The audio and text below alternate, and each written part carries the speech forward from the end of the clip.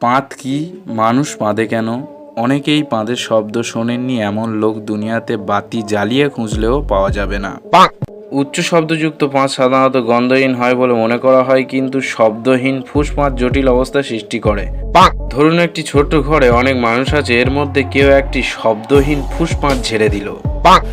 তখন নাক বন্ধ করলেও পাঁদের ঘন বাতাস একবার নাকে প্রবেশ করলে খবর আছে। না পারবেন থুতু ফেলতে, আবার না পারবেন থুতু গিলে ফেলতে। কি একটা অবস্থা আর কি! এই সময় আপনার মনে হবে পাঁদ দাদাকে খুঁজে বের করে পাছায় একটা কষিয়ে লাথি মারি, যাতে তার পশ্চাৎ ফুটো বন্ধ হয়ে যায়, যাতে এমন পাঁদ আর না দিতে পারে। যাই হোক, আজ এসব চিন্তা বাদ দিয়ে আসুন জেনে নেওয়া যাক পাঁদ কি, মানুষ পাঁদে কেন। পেটে উৎপন্ন হওয়া গন্ধযুক্ত বা গন্ধহীন বাতাস বা গ্যাস বায়ুপথের সশব্দে বা নিঃশব্দে দেহের বাইরের পরিবেশে মুক্ত হওয়াকে বলা হয় পাঁদ। পাঁদের ইংরেজি কি? পাঁদের ইংরেজি হলো ফার্ট বা ফ্ল্যাটুলেন্স। পাঁদের ইংরেজি সেন্সল হলো ব্রেকিং উইন্ডস, ফার্টিং, ফ্ল্যাটাস উইন্ডস ইত্যাদি। পাঁদের ইংরেজি সংজ্ঞা বলতে কি বোঝায়?